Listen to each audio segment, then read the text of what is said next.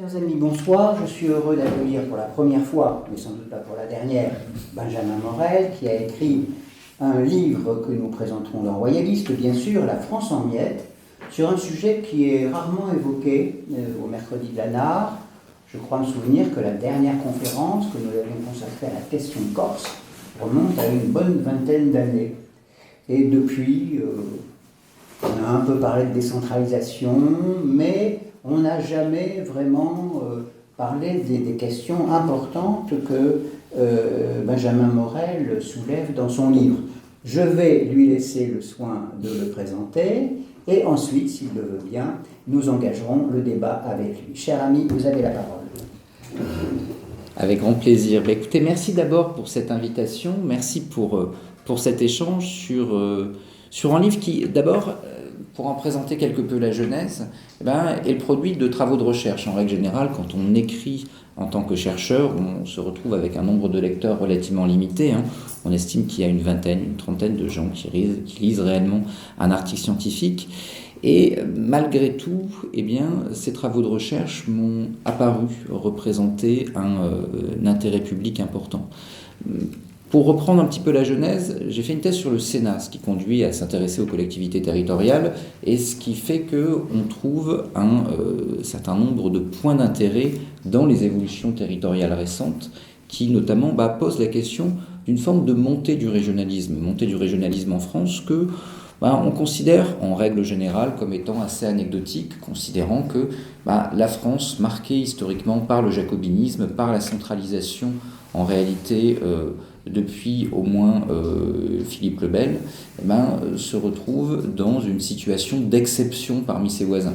Certes, on a bien conscience qu'il y a des crises qui aujourd'hui fracturent la Grande-Bretagne, fracturent l'Espagne, fracturent l'Italie, fracturent la Belgique, mais la France semble être un peu ce petit village gaulois, ce havre de paix dans lequel le sujet ne se pose pas, sauf en Corse, en Nouvelle-Calédonie, parfois en Alsace, quand on y pense bien au Pays Basque, parfois en Bretagne également, et puis bref, mais ça ne nous concerne pas.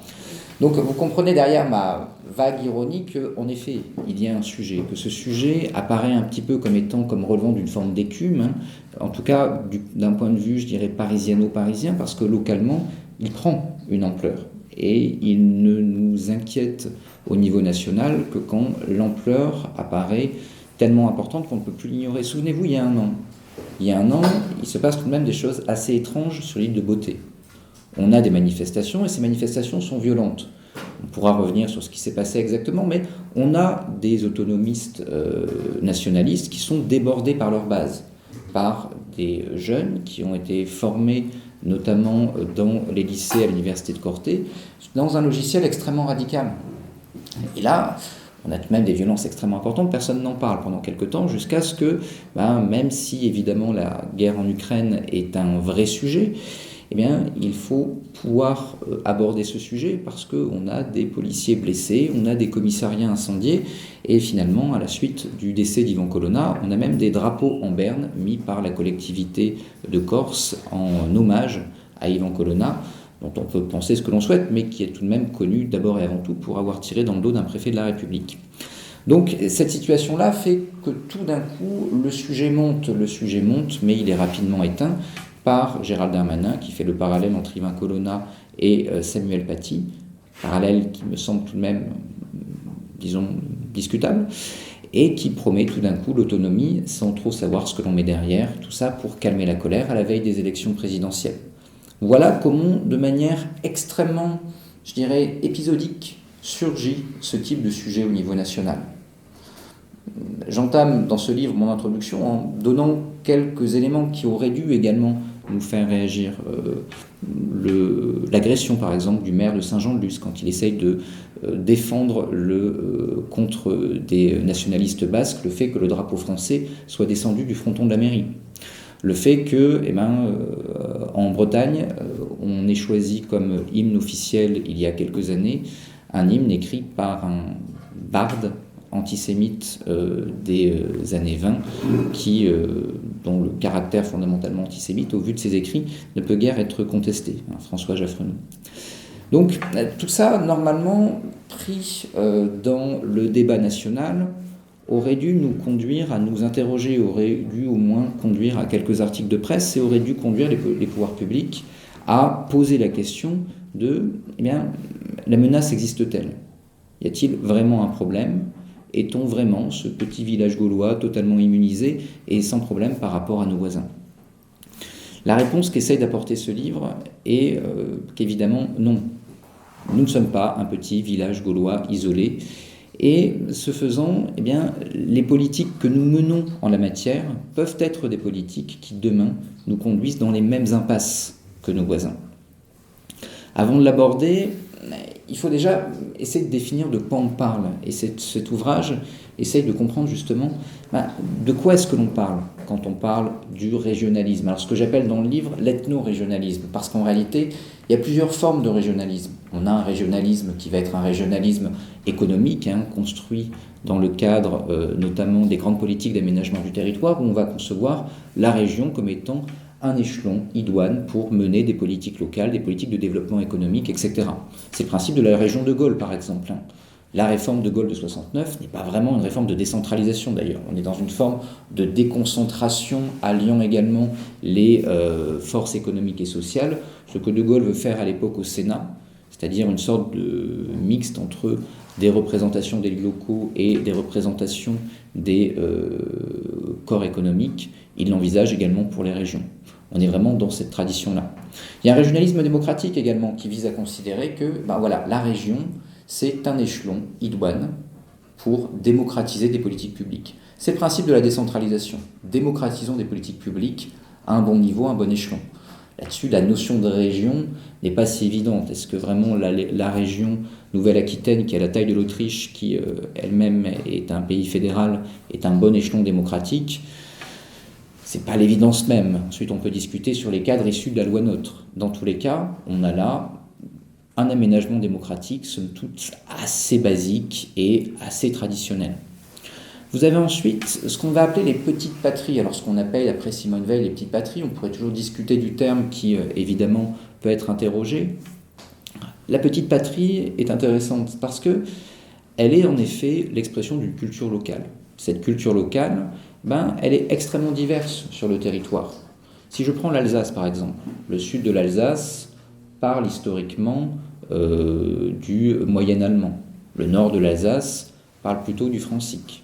Vous avez des vallées, par exemple la vallée du président de l'actuelle collectivité européenne d'Alsace, Frédéric Bierry, la vallée de Bruche, parlait une langue d'oïl qu'on pourra assimiler au français. L'Alsace, d'un point de vue linguistique, c'est une mosaïque, de même que la Moselle est une mosaïque, de même en réalité que l'ensemble de la France. Cette mosaïque de culture, de microculture, ce sont ça les petites patries, ce sont les cultures dans lesquelles toute une population va pouvoir grandir et qui, parce qu'il y a une interpénétration entre ces différentes cultures, vont peu à peu constituer ce qu'on va appeler, au risque de reprendre une forme de lieu commun, vont constituer la grande patrie. L'ethno-régionalisme, ce n'est pas ça. L'ethno-régionalisme, c'est une volonté de rationalisation et d'antagonisation. Je ne sais pas si le néologisme, le barbarisme est tout à fait bon, mais de la culture locale par rapport à la culture nationale.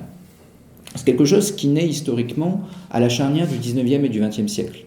On a à l'époque alors ça naît déjà un petit peu avant, notamment sous la plume de certains ultra-royalistes sous la Restauration, qui vont essayer de chercher dans les cultures locales une forme de vision idéalisée de ce que serait une France sans la Révolution. Mais ça va naître surtout par la suite, après la reprise de quelques éléments, de quelques images d'Épinal qui datent de cette époque, de la plume d'intellectuels ou d'une partie de la bourgeoisie des grandes capitales de province. Cette vision-là, elle ne naît pas dans les petits villages où justement on va parler les langues régionales. Elle naît en réalité dans les grandes villes où ces langues ne sont plus parlées souvent depuis des siècles. Même dans les villes, qui sont des villes que l'on pourrait penser réellement dans des zones de pénétration des cultures régionales, dans des villes comme Brest par exemple, on ne parle plus breton depuis le XVIIe siècle. Donc On est dans une situation qui est une situation de recréation. Que cherchent à faire ces élites urbaines? Elles vont chercher à reconstruire une légitimité par rapport à Paris et à capter peu à peu un logiciel idéologique, enfin à capter une culture à dessein d'enrichir un logiciel idéologique. Qu'est-ce que ça implique? Ça va impliquer de repenser l'histoire. Arana, donc, au Pays Basque, va produire un logiciel où il va expliquer que le Pays Basque a toujours existé quasiment comme une entité propre au-delà des formations politiques qui ont pu l'accompagner. Il n'y a jamais vraiment eu d'État basque. Il y a eu la Navarre, etc. Mais il n'y a jamais eu vraiment d'État basque déclaré comme basque. Arana recrée l'histoire. De même, en Bretagne, le marquis de la Villemarqué, qui va repenser une histoire de la Bretagne en la théorisant, en construisant un roman régional qui est censé être en fait l'antagonisme du roman national. Nos ancêtres, les Gaulois, portés, avec des nuances, mais portés par l'école de la République, eh bien, on va y opposer une vision qui va être une vision antagoniste à ce roman national qui va être porté justement par ces élites. On va également repenser les langues. Et en ça, on a quelque chose qui s'oppose fondamentalement à ce qu'on pourrait appeler les petites patries. Là, actuellement, tout à l'heure, on m'a envoyé un message parce que récemment, j'ai eu à débattre avec Frédéric Bierry, donc le président de la collectivité européenne d'Alsace, sur Public Sénat, et il y avait un reportage sur la Bretagne. Et en Bretagne, la candidate de la droite LR aux dernières régionales, Madame Le Callennec, était très très fière de dire qu'à Vitré, ouest de la Bretagne, est de la Bretagne. D'ailleurs, dans une région toujours débattue entre la Bretagne et l'Anjou. Mais qu'importe. Bref, à Vitré, on n'a jamais parlé breton. À Nantes et à Rennes, on n'a jamais vraiment non plus parlé breton, même au Moyen-Âge. Mais à Vitré, ce qui est certain, c'est qu'on n'a jamais parlé breton. Madame Le Callennec était extrêmement contente de montrer qu'il y avait à Vitré la double signalétique français-breton. En disant, voilà, ici c'est la Bretagne. Donc, forcément, on parle breton. Bon, je faisais référence tout à l'heure à une information qu'on venait de m'envoyer, visiblement, on ne sait pas qui c'est. Peut-être un groupe galaisan, justement, parce qu'on parlait gallo, une langue d'oïl assez proche du français, en tout cas de la même famille linguistique que le français. J'y reviendrai. Et donc, les panneaux ont été démontés par un groupe visiblement de manière nocturne. Donc, voilà, il y a visiblement une radicalisation galaisane contre l'invasion de la langue bretonne vue comme une pénétration jacobine. Voilà. Donc, on a ce type de phénomène, mais au-delà, évidemment, de la galéjade, il y a une leçon à ça. Le breton tel qu'il va être enseigné, le breton tel qu'il va être porté, en fait, va être une reconstruction du début du XXe siècle. Que va-t-on faire? On va expurger tous les apports du français et du latin, et on va aller chercher une grande partie de mots issus notamment du gallois, pour tenter de repenser une langue qui soit une langue réellement bretonne, essentiellement celtique. On va également unifier et l'orthographe et les dialectes, pour qu'il y ait une seule langue, même si cette langue est peu comprise par les anciens. Et évidemment, on va tenter de l'imposer en zone gallo, où on ne l'a jamais parlé, parce que la Bretagne est une et donc doit avoir une langue. Cette vision-là, évidemment, elle relève d'une volonté politique, idéologique. Comprenez bien que quand on impose le breton à Vitré, on ne sauve pas une culture. Quand on impose le breton à Vitré, en réalité, on est dans une démarche politique. Et cette démarche politique, en elle-même, parce qu'elle se fonde et qu'elle construit une vision qui se veut antagoniste, interroge. Les Celtes, d'ailleurs, sont extrêmement populaires. Restons en Bretagne. Récemment, vous avez eu une exposition celtique qui remettait en doute les racines 100% celtiques de la Bretagne.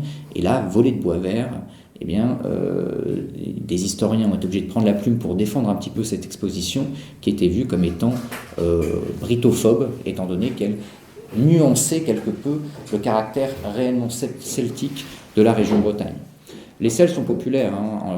La Ligue du Nord, en Italie du Nord, qui cherche également des ancêtres, a décidé que la Padanie était évidemment celtique, parce qu'en effet, c'était une région de population celtique sous l'Antiquité, et que la celtitude du Padan faisait son hétérogénéité avec l'Italie et expliquait sa supériorité qui ne devait l'empêcher de payer pour le Mezzogiorno. Les Celtes sont également réputés être les ancêtres des Catalans, parce qu'eux non plus n'ont pas envie de payer pour les Castillans, qui sont vus, eux, comme étant des ancêtres, comme ayant des ancêtres des Sémites. Donc ensuite, vous voyez tout l'arrière-plan raciste qu'il peut y avoir derrière tout ça. Et évidemment, on oublie un peu les Celtes. Si vous prenez notamment Arana au Pays Basque, lui prenait clairement les mariages non mixtes, parce que le peuple basque était là depuis tout temps et qu'il ne fallait pas mélanger les gènes. Donc on a une origine qui tout de même va reposer sur à la fois une forme d'antagonisation, je reprends ce méchant mot, vis-à-vis de la nation, va chercher à donner des gages qui soient des gages d'extériorité vis-à-vis de l'unité nationale. Et on va avoir au début du XXe siècle, qui plus est, une démarche qui va être une démarche marquée tout de même, parce que c'est l'époque, par une forme d'essentialisme ethnique qu'on va retrouver dans souvent l'ADN de ces mouvements, à la fois au niveau français et au niveau européen. Si vous regardez les structurations de ces mouvements, notamment à travers des mouvements européens comme la Grande Revue, qui a été la revue marquante de ces mouvements des années 20 jusqu'à aujourd'hui. D'ailleurs, elle continue à exister, même si elle a changé un petit peu d'affiliation, Nationalstat. Vous voyez qu'il y a plusieurs théories d'une Europe repensée sur une base régionale. Alors, une théorie qui viserait à faire une Europe des régions administratives, une autre qui viserait à faire une Europe des régions reconstruites sur des bases ethniques, et même une Europe qui, elle, serait une Europe quasiment des tribus, puisque qu'importe où j'habite, l'important, c'est l'ethnie qui est la mienne. Donc si jamais je suis un Français de langue d'oc, en l'occurrence, parce que je viens d'Auvergne, et que je vis à Stockholm, je voterai comme Français de langue d'oc. Enfin, comme Occitan de langue d'oc. Donc, j'ai toutes ces théories-là qui vont porter quelque peu ces mouvements, mais qui, évidemment, vont conduire certains de ces mouvements, mais en grande partie par opportunisme, à faire le choix du fascisme et du nazisme durant la guerre. J'insiste, ce ne sont pas des mouvements qui sont fondamentalement nationaux-socialistes ou fascistes. Il y a une forme d'opportunisme. L'argent vient de là, et comme l'argent vient de là, que ce soit en Alsace, en Bretagne, ou pour le fascisme, c'est le comte Chiano qui s'en occupe en Corse, on va avoir une mutation de l'immense majorité, pas totalement, mais de l'immense majorité de ces mouvements dans les années 30-40. Au Pays Basque, comme c'est un peu compliqué évidemment d'assumer ce type d'idéologie avec le passage de l'Espagne à Franco, on va avoir une radicalisation à l'extrême gauche. Dans les années 50-60, évidemment, l'héritage national-socialiste est un peu délicat, donc on va avoir un passage de ces mouvements plutôt à gauche, parfois même avec les mêmes personnes. Prenez par exemple le Cafouéré en Bretagne. On a là quelqu'un qui va être le fondateur d'un journal qui s'appelle La Bretagne durant l'occupation, violemment antisémite, qui s'exile ensuite en Irlande, condamné à la libération, qui fonde un parti qui s'appelle le MOB, qui est un parti qui se veut d'abord et avant tout anticolonialiste. Donc on a la reprise du logiciel issu de la lutte contre l'Algérie française, et qui va donner par scission l'Union démocratique bretonne, qui est aujourd'hui le grand parti de la gauche régionaliste. Donc on a un caractère très opportuniste de ces mouvements qui, pour des caractéristiques politiques sur lesquelles on pourrait revenir si ça vous intéresse, mais vont également avoir une stratégie d'alliance à géométrie variable. On va avoir parfois localement des alliances à gauche, parfois des alliances à droite, parfois des passages très très rapides d'une alliance à l'autre, et une structuration au niveau national qui s'appelle en France Région et Peuple Solidaire, qui grosso modo réunit la quasi-totalité de ces partis, en tout cas tous les partis qui ont une importance politique et électorale, et qui prônent une forme d'Europe des régions avec un dépassement des États. Donc voilà un petit peu pour le paysage. Une fois que je vous ai dit ça, je regarde l'heure, parce qu'en tant qu'universitaire, je suis particulièrement bavard, mais je pense que vous avez un peu l'habitude des gens comme moi. les arrêter à un moment. Je vais essayer de tenir le temps, mais je crois que je vais y arriver. Parce que 45 minutes, c'est un luxe, alors je vais essayer de ne pas en abuser, mais c'est tout de même assez confortable pour que je sois respectueux. Peut-être un petit point avant d'aller plus avant sur ce que je m'apprêtais à vous dire. Un petit point sur le rôle de l'Union européenne en la matière et sur le rôle également du Conseil de l'Europe, qui sont bien à différencier dans le domaine. Parce que ce sont des sujets qui souvent reviennent quand on parle du régionalisme. L'une des premières questions qu'on me pose ou qu'on a tendance à poser, c'est l'Union européenne n'est-elle pas coupable? Alors la réponse est oui et non. Mais si ça vous intéresse, on pourra évidemment creuser le sujet durant la phase de questions. Le Conseil de l'Europe est une organisation très à part. Le Conseil de l'Europe, sur ces sujets, a été, et c'est pas de la théorie du complot, parce qu'eux-mêmes s'en sont vantés allègrement et ont fait le compte-rendu du lobbyisme dans justement leur fameuse revue Nationalstat. Sur la charte de l'autonomie locale et la charte européenne des langues régionales, on a eu une intervention très forte de groupes, très clairement marquée par une forme de régionalisme ethniciste, notamment venu d'Allemagne et notamment venu d'Autriche, notamment via l'université de Fribourg. Ce sont quasiment eux qui ont rédigé sur le fond et sur la forme la charte. Et voilà, c'est sourcé, ils s'en sont vantés et ils en étaient très contents. D'où le fait que là-dessus, le Conseil de l'Europe a joué un rôle très particulier. Aujourd'hui, l'un des débats que nous avons de manière récurrente est évidemment celui de la ratification de la Charte européenne des langues régionales. Cette Charte européenne des langues régionales n'est pas qu'un instrument de sauvegarde et de reconnaissance des petites patries des langues régionales. Il faut voir que si vous lisez cette charte, si vous lisez notamment les articles sur lesquels la France aurait émis des réserves, j'y reviendrai, eh bien, vous avez des droits qui sont accordés à des groupes. Quand vous prenez les rédacteurs, ils parlent très clairement en vous disant on ne pouvait pas donner des droits à des groupes ethniques, ça aurait fait désordre. Donc du coup, on a utilisé la langue comme vecteur. On a donc une rupture de l'égalité et de l'unité du peuple au regard de caractéristiques qui vont être des caractéristiques ethno-linguistiques. Ça, évidemment, c'est totalement contradictoire avec notre tradition juridique et on peut entendre que ça pose un relatif problème. Une fois qu'on a dit ça, et ça c'est dans le texte, donc ça peut difficilement ne pas être reconnu, il y a deux contre-arguments. Le premier contre-argument vise à dire, voilà, le texte en question, on a émis des réserves, sauf que le texte en question interdit les réserves justement sur les dispositions en question. Donc si vous avez fait 3 heures un jour de droit international, vous savez que dès le moment où une réserve porte sur une disposition qui est exclue des réserves du traité, soit vous ratifiez le traité, soit vous ne le ratifiez pas, mais si vous le ratifiez, comme vous ratifiez le traité, vous êtes convenu d'avoir accepté l'interdiction des réserves, et donc ça entraîne la nullité des réserves que vous avez émises. Donc l'argument juridique est idiot. C'est d'ailleurs pour ça que le Conseil d'État, que le Sénat ont toujours refusé le texte. L'autre contre-argument, souvent avancé d'ailleurs par... lorsque la droite dit non, on ne veut pas de ce texte parce que ce texte peut potentiellement donner des droits à des populations dites allogènes, grosso modo, pour parler clairement, originaires de l'immigration. Est-ce qu'avec ce texte, on va donner des droits aux populations qui parlent arabe ou qui parlent une langue d'Afrique subsaharienne? La droite s'inquiète de ça, une partie de la droite s'inquiète de ça. La réponse de la gauche est non. Non, parce qu'en fait, ça ne concerne que les populations autochtones. Alors, déjà, la notion de population autochtone interroge, et puis, ça veut dire, dans une approche qui est celle de gauche, que non seulement on reconnaît qu'on va donner des droits à des groupes, mais qu'en plus on accepte de les hiérarchiser. Ça, tout de même, un tantinet discutable.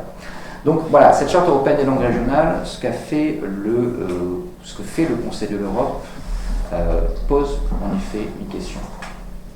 Concernant l'Union européenne, vous savez que, ça ne vous apprend rien je pense, mais il il y a, les deux structures sont réellement juridiquement séparées, hein. C'est le même drapeau, mais c'est et des histoires et des structures juridiques extrêmement différentes. Concernant l'Union européenne, c'est plus complexe. L'Union européenne a tenté d'enjamber les États, notamment dans les années 90, à dessein de mener des politiques publiques, hein, les politiques, les fonds structuraux, etc. Tout ça devant aller aux régions, dès lors que, eh bien, on considère que les États défendent leur intérêt national et donc sont potentiellement des problèmes pour la cohésion européenne. Donc enjambons l'échelon étatique et adressons-nous directement à des entités subétatiques. Ça donnait un cadre structurel à ces groupes qui était extrêmement fort. Parce qu'en réalité, si demain vous voulez dire, voilà, l'Alsace va être indépendante, premier contre-argument à ça, c'est, écoutez, voilà, il y a la Russie, il y a la Chine, il y a les États-Unis, l'Alsace libre, c'est gentil, mais c'est petit, c'est très petit. Et donc, la France, très grande, un peu plus, quoi. Le contre-argument qui vise à dire, oui, mais dans l'Europe unie des régions, eh bien, la question ne se pose plus.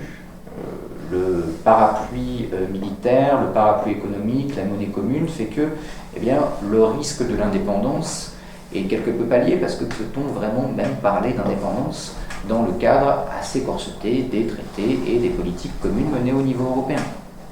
Donc, pourquoi pas? Donc l'Union européenne a été un vrai catalyseur pour ces mouvements, parce que, évidemment, ça permet de rendre crédible le récit. D'où le fait qu'on a un européisme forcené de la quasi-totalité de ces mouvements au niveau européen, à l'exception, mais on pourrait revenir sur pourquoi du comment, de la Liga, hein, la Ligue du Nord. Donc, voilà un petit peu pour comment est-ce que l'Europe s'est trouvée source d'inspiration de ces mouvements. Néanmoins, l'Europe n'a, notamment ces dernières années, pas eu de politique directe vis-à-vis de ces mouvements. Pour au moins 3 raisons. La première raison, c'est que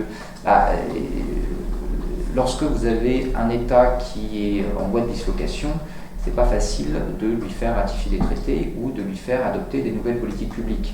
Lorsque vous avez une Belgique au bord de l'explosion et que vous donnez un droit de veto sur les traités à la Wallonie, que l'Union européenne dit « nous allons ratifier le CETA » et que tout d'un coup elle se rend compte que tous les États sont d'accord mais qu'il y a la Wallonie qui dit non et que ça, du coup on ne peut pas passer outre, c'est un problème. Donc première raison, ça rend instable les États et c'est un problème pour l'Union européenne. Ensuite, la situation est arrivée à un tel point dans certains États européens que certaines capitales ont froncé les sourcils, hein, notamment Madrid. Et lorsque l'Écosse se veut indépendante et veut intégrer directement l'Union européenne, Madrid dit veto. Pas possible. Donc là, on voit qu'actuellement, le danger est pris en compte par certaines capitales européennes qui sont directement impactées. Le troisième élément, c'est que lorsque le Scottish National Party dit le Royaume-Uni, non, les Anglais, ils sont mauvais, ils sont d'extrême droite, ils sont eurosceptiques, nous sortons le drapeau européen. Donc vous avez tous les Anglais qui prennent en grippe le drapeau européen. Et la montée de UKIP notamment s'explique en partie par la crise écossaise. Comme la montée de Vox en Espagne s'explique en partie par la crise catalane. C'est l'un des arguments carburants de Vox en Espagne. Donc pour ces raisons-là, aujourd'hui on a une Union européenne qui est... alors, vous pouvez avoir des hauts fonctionnaires européens qui sont des adeptes de l'Europe des régions, mais vous avez malgré tout une organisation de l'Union européenne qui est en voie de... Enfin, qui n'intervient pas directement et qui est plutôt sceptique, inquiète de ce type de sujet. Donc voilà, c'était une petite parenthèse, mais elle m'apparaissait importante à aborder parce que souvent, quand on aborde ce sujet, il y a à la fois une vision un petit peu décalée, et de l'autre côté, on a beaucoup de souverainistes français aujourd'hui qui créent une forme d'unité entre le technocrate jacobin fantasmé parisien et de l'autre côté le technocrate bruxellois, et qui voient de l'autre côté tout militant régionaliste comme étant un instrument de lutte pour la liberté contre le technocrate jacobin et donc contre le technocrate bruxellois. C'est plus compliqué que ça. Le militant régionaliste est clairement eurofédéraliste aujourd'hui. Quant au technocrate bruxellois, c'est un sujet qui l'embête plus qu'autre chose. J'en arrive à peut-être la deuxième partie de mon propos. Ouais,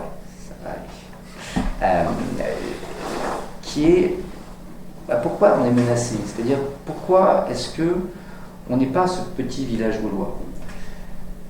On n'est pas ce petit village gaulois tout bêtement parce que il y a eu des politiques des collectivités territoriales qui ont été des politiques des collectivités territoriales de promotion de ce type de discours. Quand on a fait la décentralisation, qu'on soit pour ou contre la décentralisation, on s'est retrouvé avec des collectivités qui avaient besoin de légitimer leur rôle. Légitimer un rôle, c'est compliqué. Vous allez me dire, oui, mais il faut leur donner plus de compétences. Regardez le taux d'abstention régional. Depuis 1986, il n'a fait qu'augmenter, alors que la compétence des régions n'ont fait qu'augmenter. Donc, le problème n'est pas un problème seulement de pouvoir, c'est un problème de structuration d'un espace public régional, c'est un problème également lié à la lisibilité. Qu'est-ce que c'est la décentralisation? C'est la démocratisation des politiques publiques. Vraiment, allez voter aujourd'hui au régional. Qui comprend les compétences exactes d'une région? Pendant des années, j'ai donné des cours de droit des collectivités territoriales et je leur disais à la fin que, ils étaient probablement parmi les rares Français qui pouvaient voter en toute conscience aux élections locales, mais qu'il ne fallait pas trop qu'ils s'en gargarisent parce que ça allait durer 3 ans, étant donné qu'on a une loi de décentralisation en moyenne tous les 3 ans, qui vient rebattre les cartes et qui fait qu'à moins de repasser un nouveau Master 2 de droit des collectivités territoriales, apprécier un bilan et un projet, ça paraît relativement compliqué. Allez voter dans la collectivité européenne d'Alsace aujourd'hui. C'est marrant. Enfin, je veux dire, on peut évidemment être un aficionado des institutions, mais il va falloir que vous compreniez que vous êtes dans une collectivité à statut particulier qui n'est pas une collectivité à statut particulier, même si elle s'appelle collectivité européenne, qui n'a rien d'européenne en réalité, c'est simplement pour faire joli. C'est un département, si c'est un département, mais c'est un département fusionné avec des compétences particulières. Département, compétences particulières fusionnées. Ce département dispose de compétences de la région. En Moselle, a priori, vous partagez quelque histoire avec la Moselle. Par exemple, l'aide aux entreprises, ça appartient au Grand Est. Vous êtes parti du Grand Est. Hein. Mais en Moselle, c'est le Grand Est qui gère. Là, c'est la collectivité à statut particulier, qui n'est pas une collectivité à statut particulier, mais un département à compétences particulières qui gère les problématiques économiques et notamment d'aide aux entreprises. Évidemment, pas clair. Hein, et à moins d'être réellement un aficionado des institutions et du droit des collectivités territoriales, c'est pas tout à fait évident. Allez vendre à l'électeur l'exercice effectif de vos compétences. C'est difficile, donc du coup, qu'est-ce qui va se passer lors des dernières élections régionales? Prenez le Grand Est. On a Laurent Jacobelli qui va à la frontière allemande, candidat RN, qui dit « je vais stopper l'immigration ». Même dans les pays les plus décentralisés du monde, ou les plus fédéraux, l'immigration, ce n'est pas la compétence des régions. Et d'ailleurs, au niveau européen, c'est plus de la compétence, au moins pour ce qui est de la garde des frontières de l'Union européenne, que des États, surtout avec l'Allemagne. Donc là, vous êtes dans le discours politique. Vous expliquez que, écoutez, attention, moi, de toute façon, je vais régler les problèmes. En Île-de-France, vous allez avoir un candidat La République En Marche qui va expliquer qu'il va faire une police régionale. Voilà. De quoi ça témoigne tout ça? On a une illisibilité des structures. On a un désintérêt parce que voter, certes, mais pourquoi? L'électeur se déplace quand il pense qu'il y a un enjeu. S'il ne comprend pas l'enjeu, il ne se déplace pas. L'enjeu le plus simple, le plus lisible, c'est l'identité. Reprenons notre Bretagne. Reprenons Isabelle Le Callennec avec ses panneaux en breton à Vitré. Comment s'appelle la liste de Isabelle Le Callennec? Ils sont la Bretagne, avec des drapeaux partout. Le contenu du programme, je pense que 95% des Bretons auraient été incapables de donner une mesure. Mais cette force est breton. D'accord? Et Frédéric Bierry en Alsace, quel est son principal argument de campagne? Nous sortons du Grand Est, parce que nous sommes alsaciens. On peut dire, oui, mais ça n'intéresse pas les Bretons. En fait, il y a une enquête qui est parue sur l'identité bretonne dans la hiérarchie des priorités des Bretons au moment des régionales. Ça intéressait particulièrement 12% des Bretons, les autres n'en avaient rien à faire. Sauf que c'est lisible, c'est mobilisateur. Et in fine, comme vous avez énormément d'abstention et que vous avez un groupe de gens mobilisés et mobilisables, eh bien ça prend. Et donc, ce faisant, beaucoup plus qu'une dissertation sur l'aide aux entreprises et la différence entre l'Alsace et la Moselle, si je dis « je quitte le Grand Est », ça prend. Et là, on a un jeu qui, évidemment, va être un jeu des collectivités et des politiques, parce que pour arriver à légitimer une institution, là c'est encore le politiste qui parle, hein, une perspective très institutionnaliste dans mes recherches, qu'est-ce que c'est qu'une institution ? Une institution, c'est une structure qui produit de la légitimité, qui produit du contenu. Cette légitimité, elle la fonde en interne, c'est-à-dire qu'elle essaye de convaincre ses propres membres, mais elle essaye également de la vendre en externe. Pour vendre de la légitimité, il faut des symboles forts. Lorsque l'on va aller chercher ces symboles, où est-ce qu'on va les trouver ? Eh bien souvent dans ce logiciel identitaire préalable que j'évoquais. Reprenons le cas breton. Le cas breton, comment légitimer la collectivité de Bretagne ? Comment faire que cette région, cette structure administrative, eh bien, apparaisse comme une structure politique évidente ? Eh bien, je vais aller chercher ce qui a été fait par ces groupes depuis le début du XXe siècle. Il y a tout. Il y a un drapeau, Henri Marshall, il y a un hymne, François Jaffrenoux, il y a une langue qui a été théorisée, reconstruite et qui peut s'imposer sur l'ensemble du territoire. Il y a toute une histoire, c'est le marquis de la ville marquée, et je vais porter tout ça, et portant tout ça, eh bien, j'ai quelque chose, un kit totalement à disposition, que je vais vendre à coup de politique de communication, en finançant des associations, etc.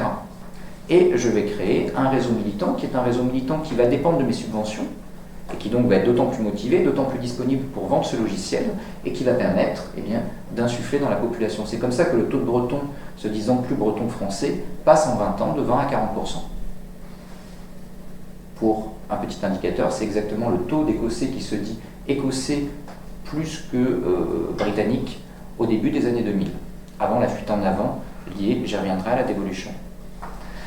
Donc, le problème n'est pas tant la décentralisation, ni même le niveau de décentralisation. Le problème, c'est ce que les collectivités vont aller chercher comme logiciel identitaire et la lecture qu'elles vont pouvoir faire d'un point de vue démocratique de l'usage de leurs compétences. Et là, en effet, l'identité est une ressource, est un levier politique extrêmement important, extrêmement gagnant, je dirais. Il y a un autre problème qui, aujourd'hui, nous menace particulièrement. Et je vais conclure là-dessus parce que je pense que dans les prochains mois, les prochaines années, c'est le problème, ce qui peut amener les choses à dériver. Tout à l'heure, j'ai cité nos voisins. Je vous ai dit la Belgique est malade, le Royaume-Uni est malade, l'Italie, l'Espagne. Je n'ai pas parlé de l'Allemagne. Pourquoi en Allemagne, les Bavarois, qui ont pourtant une identité chevillée au corps, et qu'elle soit religieuse, culinaire, historique, ne ressemble à rien à celle d'une Brandenburg ou de la Saxe, pourquoi ça ne pose pas problème en Allemagne ? Parce qu'en réalité, le vieux fédéralisme allemand, ou même américain, repose sur une base très symétrique. Comment ça fonctionne l'Allemagne ? Vous avez des Länder, ils ont tous les mêmes compétences. Vous avez un État fédéral, il exerce les autres compétences. Alors il y a une centralisation de l'Allemagne, mais c'est un autre sujet. Et vous avez entre les deux une Cour constitutionnelle. La Cour constitutionnelle, historiquement, n'a pas pour but de protéger les droits et libertés fondamentaux. La Cour constitutionnelle, historiquement, est inventée dans les États fédéraux parce que, justement, il faut un garde-fou des compétences des Länder et de la fédération. Le fédéralisme est strictement symétrique. Si jamais un État dit « Ah, moi, je veux plus de compétences parce que être bavarois, c'est quand même mieux », eh bien, Karlsruhe dit non. La loi fondamentale de 49 dit non. La compétence de la Bavière, c'est ça, et la compétence de Berlin, c'est ça. Le fédéralisme symétrique, ou la décentralisation symétrique, est relativement stable. Il peut y avoir des montées identitaires, mais il y a une forme de stabilité. Tout bêtement parce que, justement, les champs de compétences sont pesés, sacralisés. Le problème des autres États qui nous entourent, c'est ce qu'on va appeler la décentralisation, ou le fédéralisme, c'est selon les États, asymétriques, où je vais faire un lien entre, d'un côté, les compétences, le statut et l'identité. C'est exactement ce qu'on est en train de faire aujourd'hui avec ce qu'on va appeler la différenciation territoriale.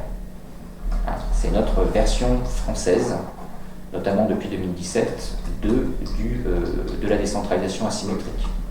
Comment ça se passe la dévolution en Grande-Bretagne ? En Grande-Bretagne, au départ, Tony Blair dit « Devolution pour tout le monde ». Les Anglais n'en veulent pas, pourtant on leur propose. Les Anglais n'en veulent pas. Les Gallois disent « oui » à 51%. avec un statut de moindre autonomie. Les Écossais en veulent beaucoup. Ils avaient dit non quelques années auparavant, mais qu'importe, on les a fait voter. Résultat, au bout de quelques années, les Gallois disent on n'est pas des sous-Écossais quand même. Les Écossais ont quand même un statut de plus grande autonomie, donc ils sont plus reconnus. Pourquoi est-ce qu'on aurait un statut inférieur aux Écossais? Donc les Gallois finissent, en 2011 je crois, par obtenir un statut à l'écossaise. Les Écossais disent, mais attendez, ils sont quand même quasiment depuis toujours anglais ces gens-là. Un peu celtique, mais quand même, couronne d'Angleterre. Nous, jusqu'à l'acte d'union, on était indépendants, et l'Écosse, c'est quand même quelque chose. On veut un statut mieux, sous-entendu avec plus d'autonomie. Ils l'obtiennent. Les Gallois disent, non mais attendez, on n'est pas des sous-Écossais, on veut un statut. Et ils l'obtiennent. Et les Écossais disent, comme ça, on s'en va. D'accord? Ce jeu de petits chevaux, on le retrouve un peu partout ailleurs. L'Espagne, c'est un peu plus compliqué, mais l'Espagne, malgré tout, vous avez ce type de mécanisme-là. Il faut voir que le Pays basque espagnol, pour des raisons historiques, le régime floral, a des capacités fiscales extrêmement importantes qui lui permettent d'ailleurs de rompre toute solidarité nationale. Le Pays basque est devenu un prédateur économique en Espagne. Il a vidé le tissu industriel de ses voisins en jouant sur sa bonne santé économique et son régime fiscal. Récemment, Madrid a froncé les sourcils et Bilbao a dit « comme ça on s'en va, de toute façon, donc c'est notre régime, on le garde. » Solidarité, rien à faire. Les Catalans sont jaloux de ça, on leur a toujours dit non. Donc, l'autre option, puisqu'on ne peut pas avoir le régime floral, c'est... Il y a d'autres phénomènes qui vont conduire à ça en Catalogne, notamment la formation de la jeunesse. Il faut voir que quand ces groupes arrivent au pouvoir et prennent notamment en main la culture et l'éducation nationale, ou qu'ils arrivent à l'influencer assez profondément, ils forment souvent une jeunesse qui est une jeunesse radicalisée. Qu'est-ce qui se passe en Catalogne? Le grand parti de droite catalane, qui est autonomiste, se retrouve tout d'un coup débordé par sa jeunesse qui manifeste en criant l'indépendance, et les leaders autonomistes sont obligés de céder sur l'indépendance. Regardez, j'y reviens, ce qui s'est passé avec notre ami Gilles Simeoni, autonomiste, je pense qu'en plus il est sincèrement autonomiste. Mais lorsque vous avez formé une jeunesse à l'université de Corté, où tous les syndicats sont nationalistes voire indépendantistes, vous prenez quand même des cours dans l'amphithéâtre Aquaviva, qui est le nom d'un plastiqueur du FLNC. Et bien, voilà, il y a un moment où former une jeunesse radicalisée va vous conduire à vous trouver vous-même en porte-à-faux avec les demandes de cette jeunesse qui a biberonné à une forme de radicalité politique bercée des rêves d'indépendance. Cette décentralisation asymétrique, qu'est-ce qu'elle produit? Elle produit en réalité deux choses. Elle produit un jeu de concurrence entre les partis politiques. Qu'est-ce qui s'est passé au Pays de Galles? Le vieux parti régionaliste, le Plaid Cymru, au début était pour la devolution, uniquement pour la devolution. Les travaillistes étaient étaient sur une ligne décentralisatrice, mais pas de devolution. Les Tories, les conservateurs, étaient contre.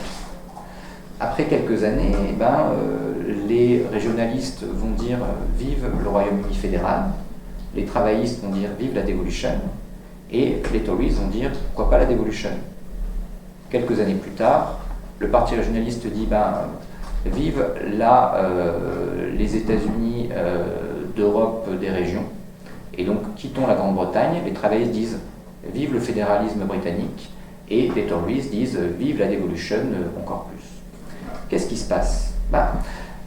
Dans la vie politique locale, reprenez les choses en France également, le programme aujourd'hui du PS en Bretagne, c'est le programme de l'Union démocratique bretonne dans les années 80. En fait, si jamais vous arrivez face à un débat au régional, et que vous êtes dans une logique de décentralisation asymétrique, autrement dit, qu'on vous dit, voilà, vous avez un statut, et ce statut, il dépend de votre identité, et si jamais vous avez une identité plus affirmée, eh bien, vous aurez plus de compétences.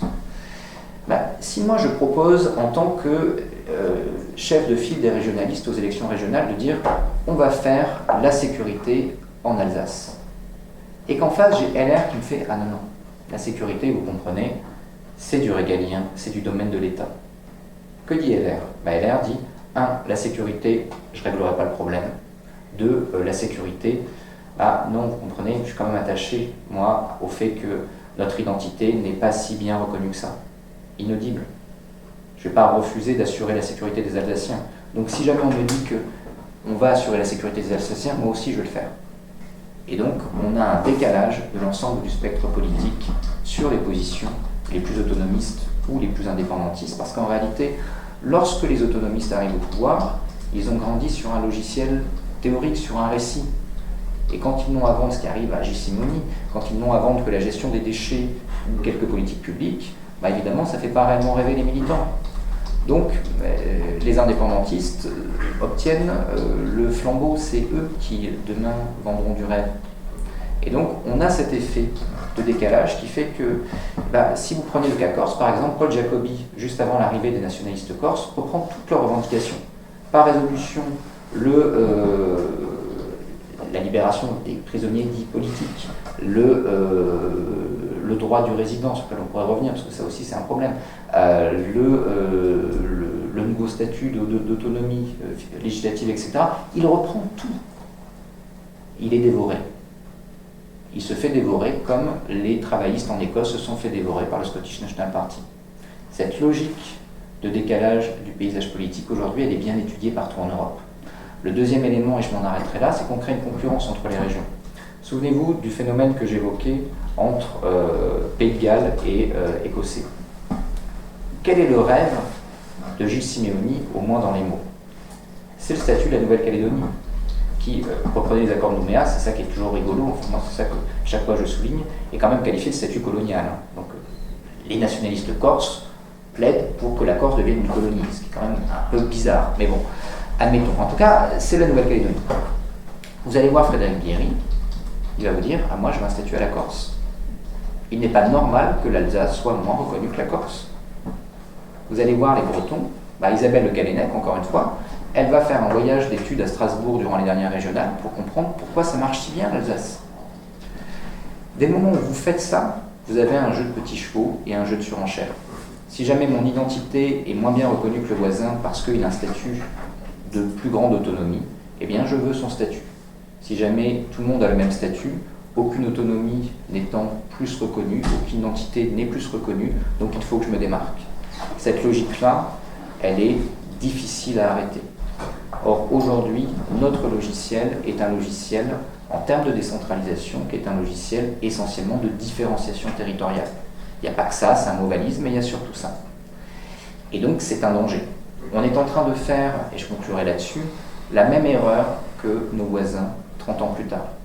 Alors, en règle générale, si vous voyez un enfant et qu'il met sa main sur une plaque chaude, il l'enlève, il a mal, et l'enfant d'à côté, qui est en tantinet d'empathie, qui arrive à se projeter dans le corps de son ami, va pas le faire. Vous avez quelques enfants un peu narcissiques, ou pensant être des super-héros, ou manquant visiblement totalement d'empathie, qui vont quand même essayer de mettre la main sur la plaque chaude. C'est ce que l'on a fait avec la Corse. Zut, ça produit les mêmes résultats. Et comme on est quand même des enfants particulièrement idiots, on s'est dit « Ah, mais je suis un super-héros, mais ma main gauche, c'est pas la même que la main droite. Donc si j'essaye avec l'Alsace, ça va pas faire pareil. » Sans vouloir jouer les apprentis sorciers, je tends à penser que si on remet l'autre main sur une plaque chaude, ça brûlera quand même. Comme nos voisins, comme l'autre enfant, et comme pour la main gauche. Donc voilà un petit peu ce que je peux vous dire aujourd'hui. L'objectif de ce livre, c'est un peu de réveiller les consciences, parce que on sait, entre guillemets, aujourd'hui on a le recul pour savoir comment les choses évoluent. Ce qu'on ne sait pas faire, c'est une fois que la machine est partie, l'arrêter. Nos voisins, Boris Johnson a reconnu par exemple que la devolution avait été une erreur. Inutile de vous dire que beaucoup de partis en Espagne, que ce soit la droite, Ciudadanos, etc., ont eu une vision très critique des autonomies, je ne vous parle même pas des Belges. En Italie, le Parti démocrate et le mouvement 5 étoiles ont toujours été extrêmement sceptiques face à ces évolutions-là. Personne n'a réussi à arrêter la machine une fois qu'elle était emballée. Pour l'instant, sauf peut-être en Corse, on va en discuter, peut-être d'autres leviers en Corse, la machine n'est pas tout à fait emballée, Mais si on la lance, et je crois qu'on est en train de la lancer, à ce moment-là, je n'ai pas de solution, parce que personne encore n'en a trouvé. Donc, attention, et il est temps de prendre conscience du problème. Et je vous remercie beaucoup pour cette écoute.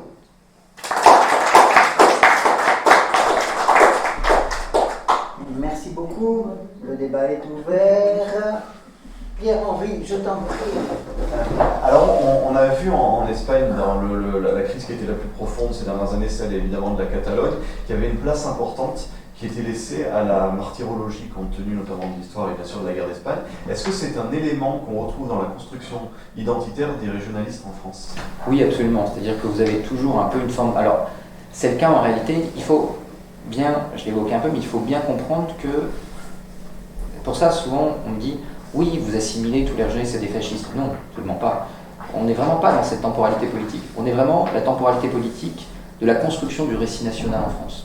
En tout cas, de sa construction sur une base romantique et narrative.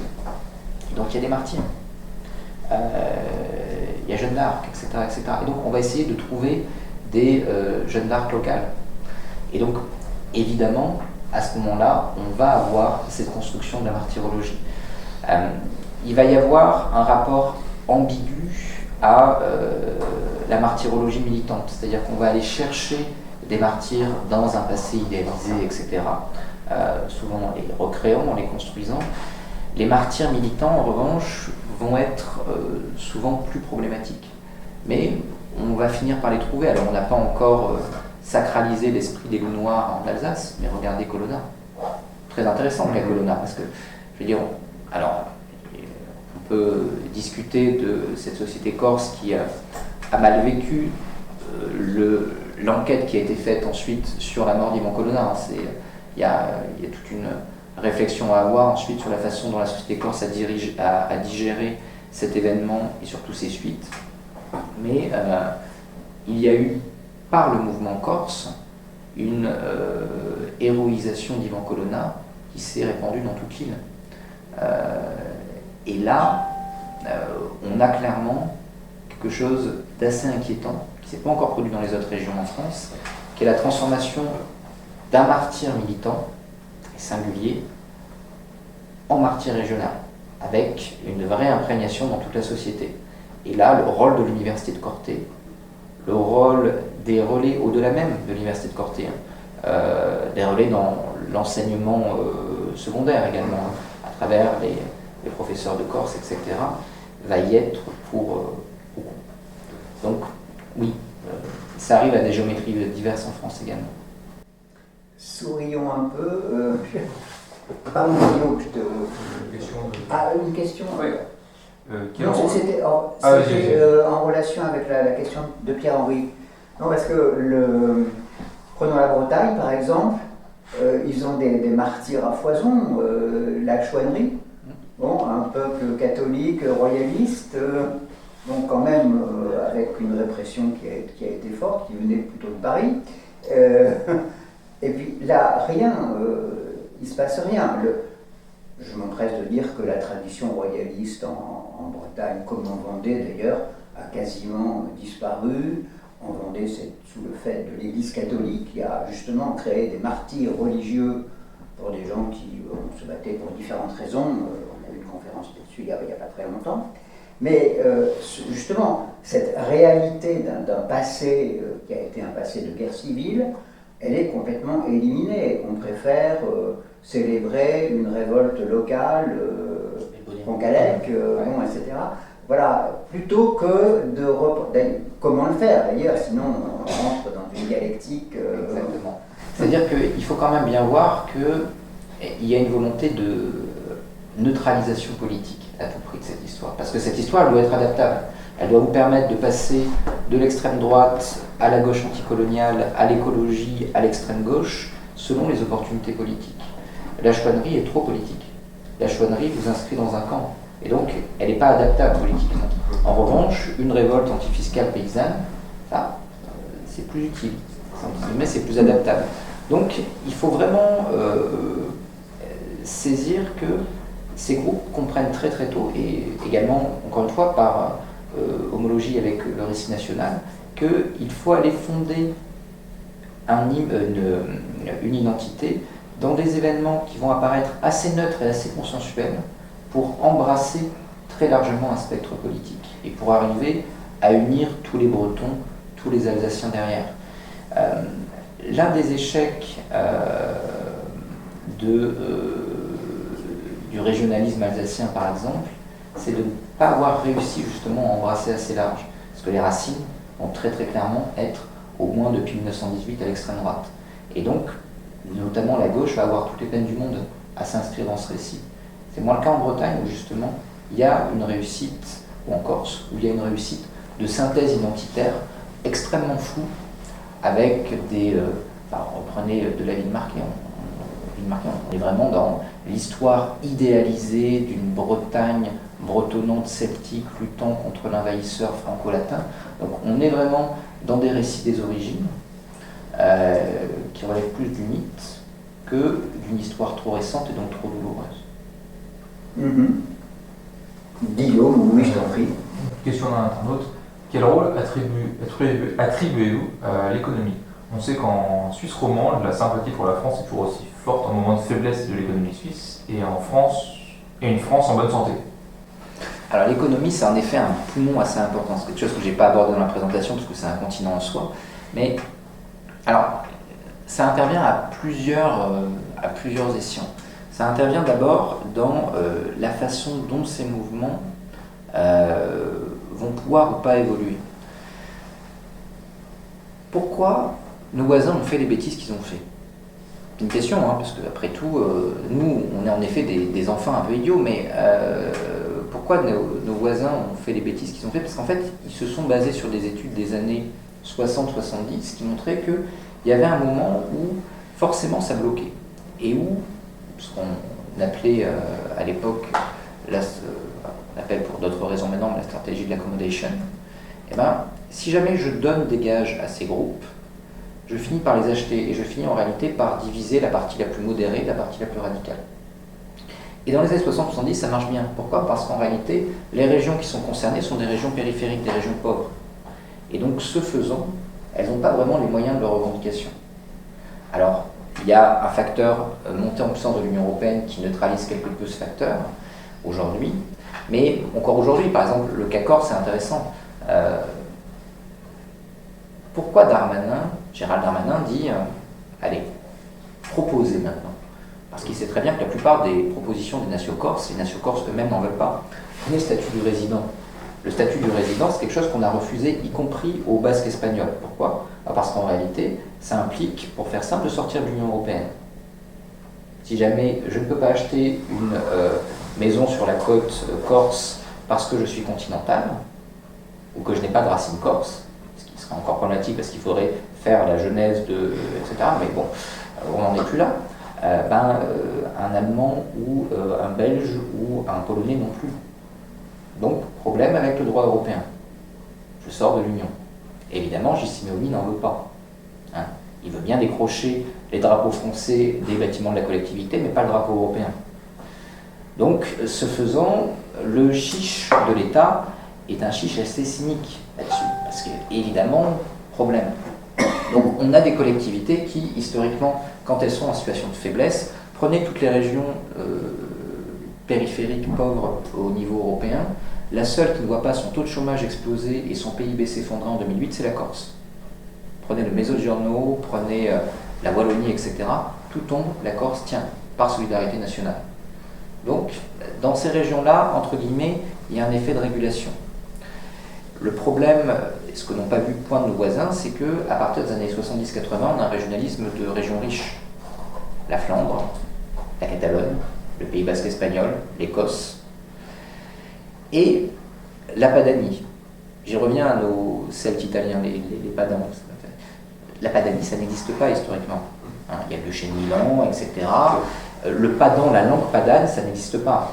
Enfin, il y a plusieurs dialectes en Italie, et le dialecte padan, les dialectes padans ne sont ni unifiés, ni très différents des dialectes d'à côté. D'accord? Il y a plusieurs familles linguistiques au sein de l'italien, mais voilà, il n'y a pas de Padan en lui-même. La Padanie, c'est une création politique à dessein justement de rompre un lien fiscal. Je ne veux pas payer pour mes Mezzogiorno, mais c'est normal, je ne suis pas italien, je suis Padan. C'est quoi la Padanie? Je vais vous expliquer. Je vais vous créer une langue, c'est Padan, regardez. Puis n'oubliez pas, je suis celte. Hein. Donc à partir de là, les latins du Sud, non.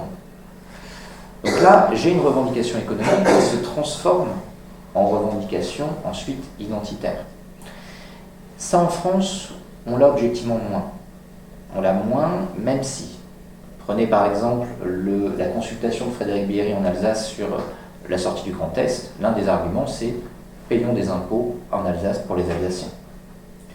La question du droit des résidents, même si elle n'est pas tout à fait liée au développement économique, elle a quand même un point économique. C'est également une forme d'égoïsme territorial. Hein. Elle s'impose également en Bretagne.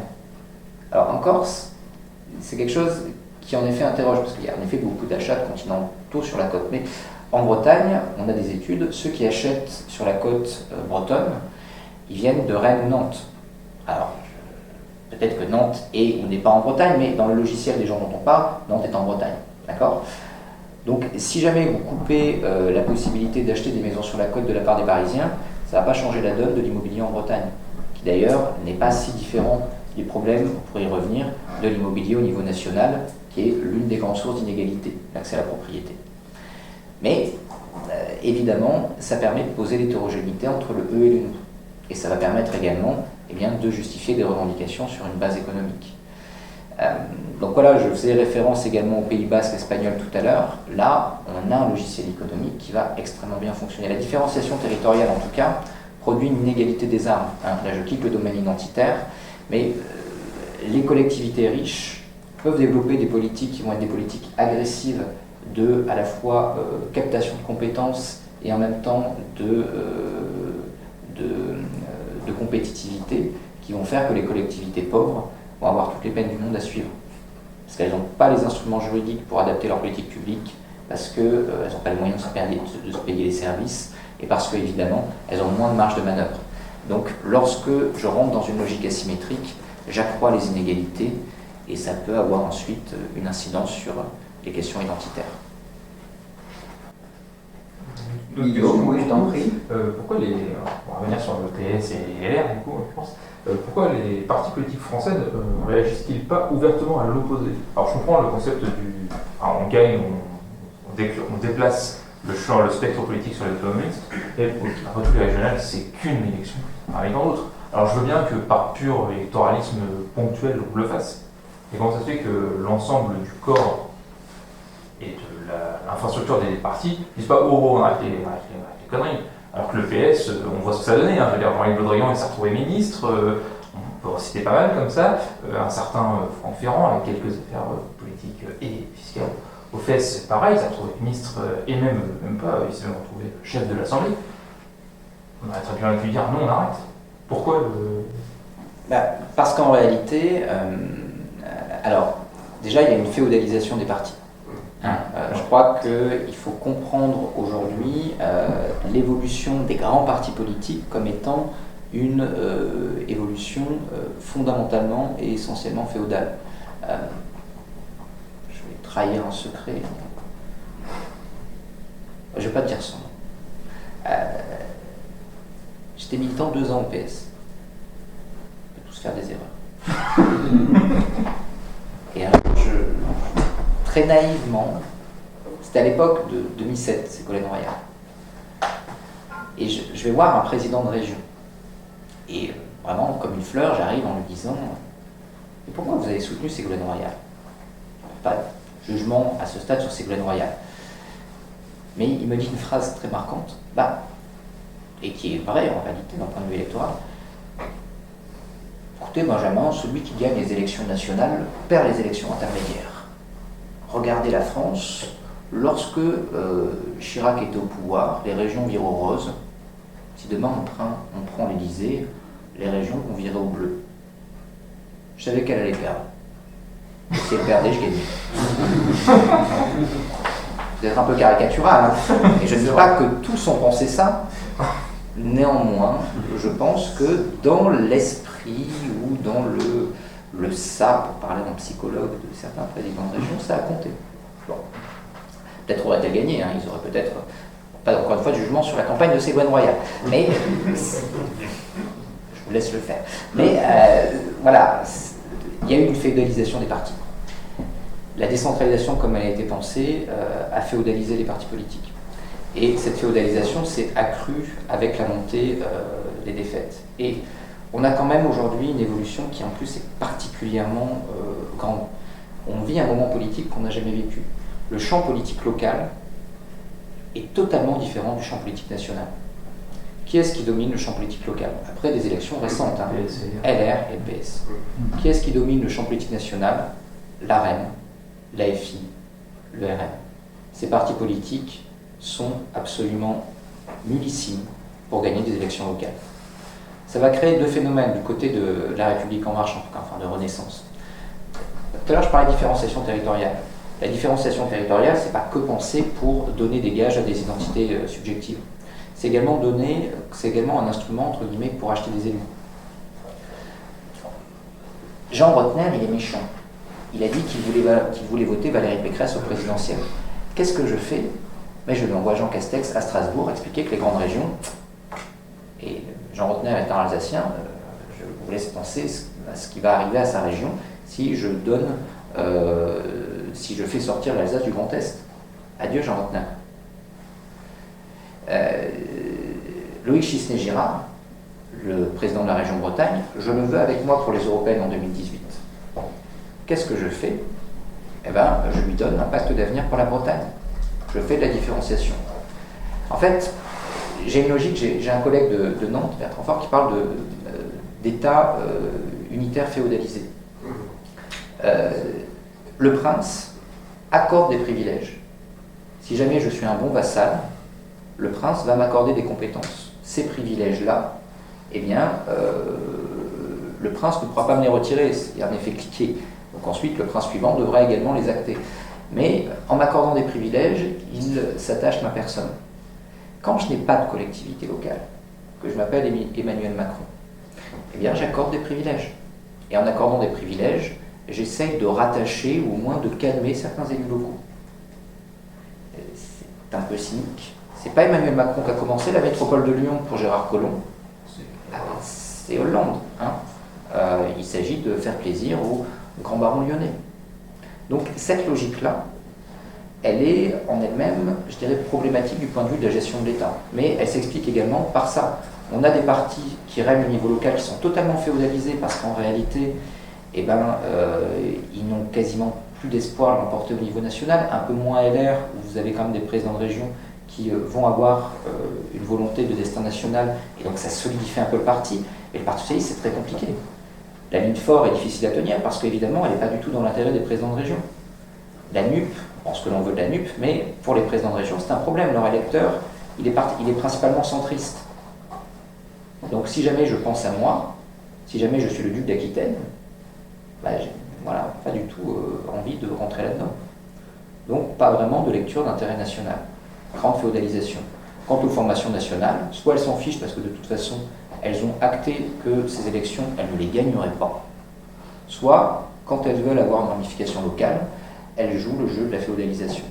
Donc, on est aujourd'hui dans une situation quand même très particulière, très singulière. Je vous en prie. Une question. Guillaume, oui, je t'en prie. Vous ne voyez pas une non-acceptation de la France à l'intérieur des régions frontalières, y compris leur manière de prononcer la langue Molière. Ouais, je vais pas couper la question moi-même, hein, je vous rassure en la relisant, c'est la première fois que je la lis. Alors, je pense que c'est vis-à-vis des régions probablement extérieures, probablement la Wallonie, la Suisse la Suisse romande, probablement ça, je pense que c'est la question. Est-ce qu'il n'y a pas justement une rupture, si on prend effectivement le cas par exemple de la Wallonie, qui est une région objectivement française, enfin de langue française, justement est-ce qu'il n'y a pas justement une rupture? Je pense que c'est ça la question. La question n'est pas claire, hein. Je parlais 3 fois, c'est comprends pas, mais si d'ailleurs l'internaute est bien dit de bien me la refaire, même me la reformuler, ça m'arrangerait. puisque Vous voulez dire une fragilisation du français Oui. dans... Ah, une rupture du coup, une rupture de... j'en ai le sentiment, alors je ne suis pas spécialiste du sujet, mais la francophonie ne va pas très très bien. Et ça passe également par la fragilisation du français, de la manière dont on assume le français dans ces régions. Hier, je discutais avec quelqu'un des relations internationales au Sénat qui me disait que, par exemple, les Belges s'expriment en anglais au Conseil européen. Enfin, au Conseil européen, pardon, au Conseil de l'Union européenne. Les ministres, même quand ils parlaient français. Et que la suppression de l'anglais des langues officielles de l'Union européenne après le départ du Royaume-Uni, ceux qui avaient ferraillé contre, c'était pas d'abord les Irlandais, surtout pas les Irlandais, c'était pas d'abord les Maltais, c'est en fait les Belges et les Luxembourgeois. Hein. Les Belges avec... on ne va pas demander à nos ministres flamands de parler français parce que sinon ça va être un gros problème. Et les Luxembourgeois, c'est notre langue de travail. Pourquoi vous voulez qu'on parle autre chose? Donc, vraiment, français, travail en anglais, enfin, je veux dire. Donc, c'est... voilà. Il y a un manque de défense de la francophonie de la part de nos partenaires frontaliers au niveau européen. C'est peut-être les Suisses, je connais moins le cas suisse. Mais je crois que là-dessus, il faut également balayer devant sa porte. Hein.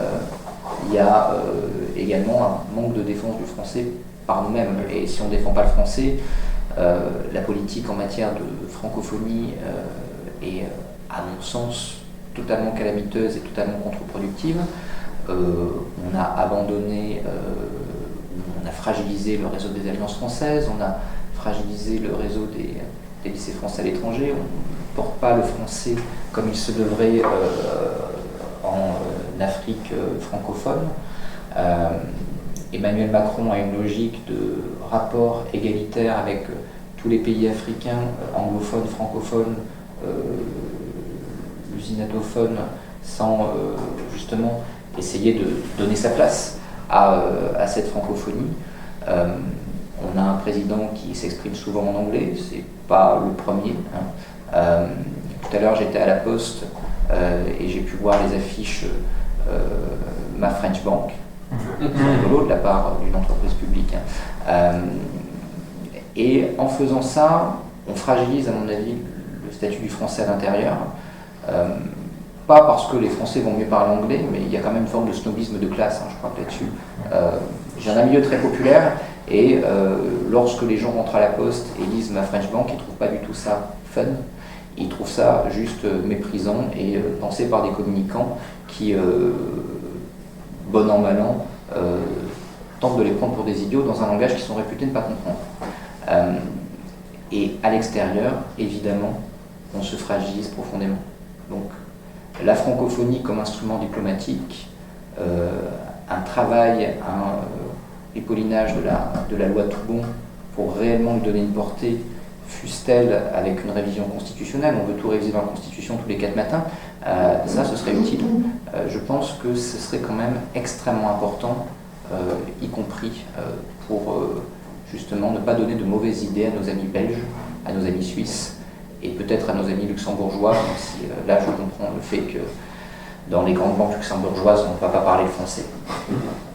J'ai peut-être une vision un peu biaisée de ce que le Luxembourg et son économie. S'il y a des gens qui nous regardent depuis le Luxembourg, je suis désolé. Question? En roman, question.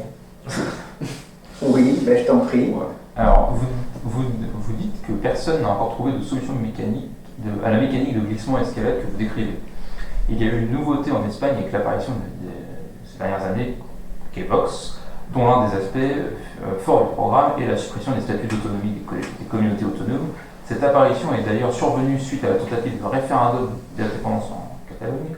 Cet exemple d'une force politique, indépendamment des autres points du programme de Vox, ouvertement hostile au régionalisme, au pluriel, vous semble-t-elle possible d'ailleurs, ou est-ce un cas typiquement espagnol?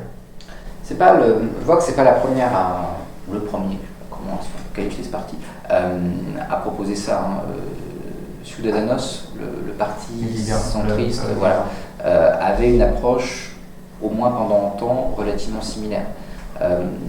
En Italie, le mouvement 5 étoiles a eu une position qui pouvait être également relativement similaire. Les Tories en Grande-Bretagne ont longtemps dit qu'ils reviendraient sur la devolution.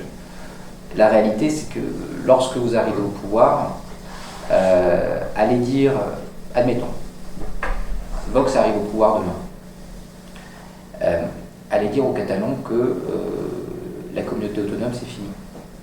Bon courage, parce qu'en réalité, il y a eu une telle prise de position forte et une telle, je dirais, maturation de ces idées dans la population que vous allez vous retrouver face à une guerre civile.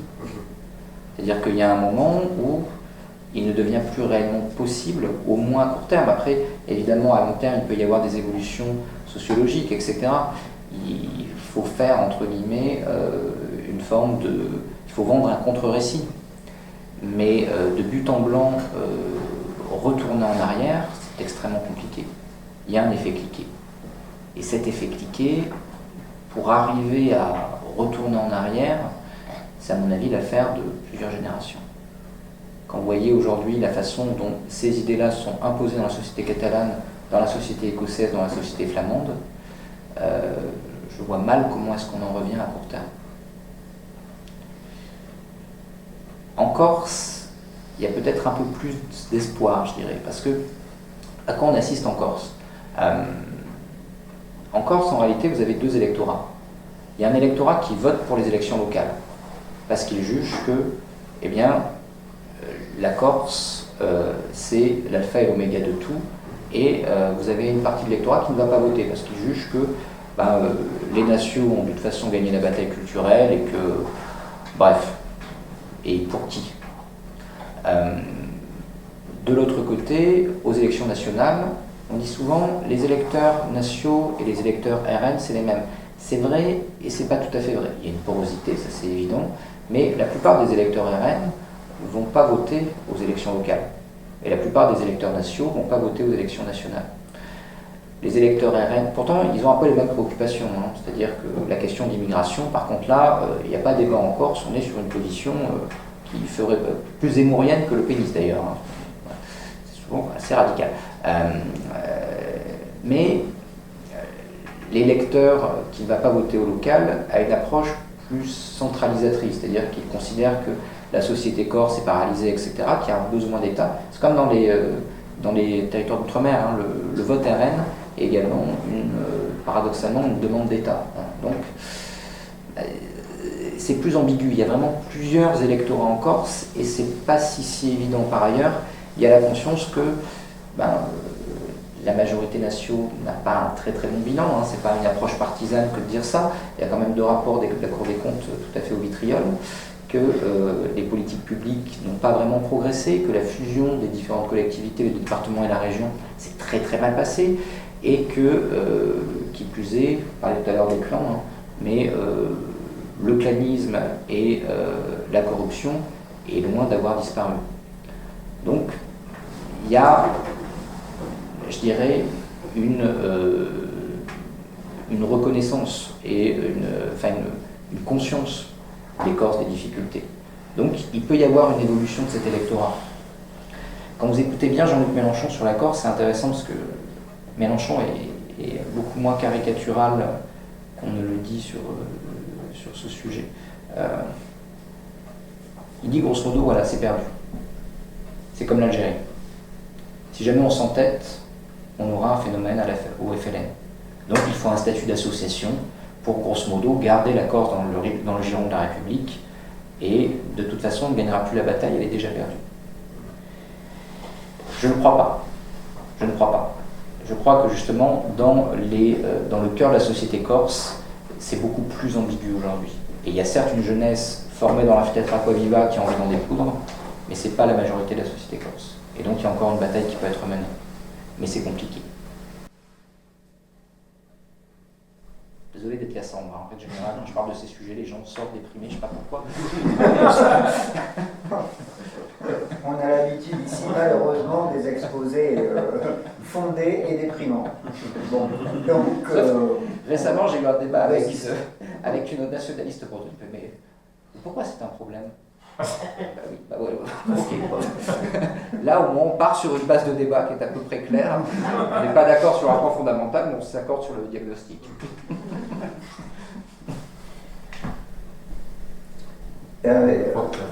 Pardon, On avait une autre. oui, je t'en prie.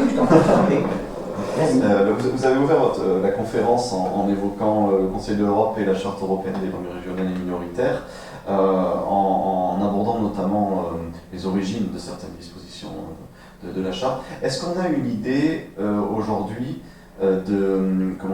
des effets produits de ce texte dans les États qui l'ont ratifié? Est-ce que ça a accentué justement ces phénomènes régionalistes ou pas? Alors je sais que le Conseil de l'Europe produit des rapports sur l'application de ces conventions par les États, mais c'est des rapports qui ne sont pas forcément très objectifs là-dessus. On n'a pas vraiment de retour clair. En tout cas, moi, j'en ai pas trouvé. Ça a dynamisé évidemment les politiques menées, notamment parce que ça a induit, je dirais que le principal élément de cette charte, qui peut-être, en tout cas d'un point de vue certain, a produit des effets, c'est qu'elle a tendu à justement homogénéiser à la fois les politiques linguistiques, mais également les langues enseignées. Quand vous regardez un petit peu ce que demande la charte, elle vous demande de faire une liste de langues. D'ailleurs, il y a eu tout un jeu à l'époque pour savoir, lorsqu'il s'agissait de la faire ratifier par la France, quelle langue allait ou pas rentrer. Et donc, ce qu'on évoquait tout à l'heure, c'est-à-dire quelle langue on enseigne, qu'est-ce qui est vraiment reconnu comme une langue et pas comme un dialecte, et dans quelle mesure il est enseigné de manière globale, tout ça va être poussé par la charte. Si en ratifiant la charte, je veux enseigner le vanité, et pas le breton standardisé, compliqué. Donc voilà, il y a eu un effet là-dessus qui est tout à fait évident. Je crois que l'effet est quand même essentiellement symbolique. C'est-à-dire que ce sont les groupes qui ont poussé les États à ratifier cette charte, qui en ont espéré des politiques publiques, qui ont contraint les États à mettre en place. Donc il y a vraiment un jeu sur deux aspects. Et c'est une question intéressante, j'ai pas vu d'études au niveau pan-européen qui me permettraient vraiment de trancher totalement sur l'efficacité voulue justement par ces groupes. Oui, moi j'aurais quelque chose à dire. Oui, je t'en prie. Juste une petite question. Est-ce que le risque finalement de la vulgarisation, de la propagation de ce discours ethno-régionaliste n'est pas uniquement idéologique mais économique? C'est-à-dire que finalement, face au déclassement que la population pourrait ressentir, face à une construction européenne qui ne comprend plus, ou des réformes libérales qui lui pèsent au quotidien, finalement ils se disent on va voter pour des gens de chez nous. C'est un peu le discours qu'on voit chez les élus locaux finalement, en disant nous on émène notre collectivité, on l'a vu surtout avec l'intercommunalité où on a vu ériger de véritables bastions locaux, en disant finalement nous on vous comprend donc... Oui, non, alors il y a en effet un discours, la vérité dans le local. Ce discours-là, il est paradoxalement assez problématique pour les régionalistes parce que quand vous interrogez les Français dans les enquêtes d'opinion sur quel est l'échelon qu'ils privilégient, c'est très largement la commune. Et de plus en plus le département d'ailleurs. Et on a une remontée d'amour pour le département très très fort, et y compris d'ailleurs en zone urbaine, pas que la ruralité. Donc la région, alors, parce que région c'est subjectif, par exemple l'Alsace, le Pays Basque, on ne parle pas de région au sens administratif, mais il n'y a pas une évidence, entre guillemets, régionale dans ce type de discours. Et par ailleurs, l'ancrage local absolu, en fait, ça ne marche pas. Regardez les élections législatives. Les effets de vague sont importants. Ça marche aux élections locales en grande partie, parce qu'il y a beaucoup d'abstention. Qui vote aux élections locales, si je suis caricatural, c'est l'électorat centriste et les retraités. C'est l'électorat qui est l'électorat du PS et de LR, qui se replie sur la République en marche aux élections nationales, sauf que comme il n'y a pas de l'AREN aux élections locales de manière tout à fait claire, lisible et qui a une chance de gagner, ils ne votent pas l'AREN. Par ailleurs, c'est souvent une partie du lectorat de la PQR. Donc avec en effet cet effet-là. Mais la plupart des Français, il y a eu des enquêtes sur citer le nom de votre président de région. En moyenne, il y en a 50% qui n'y arrivent pas.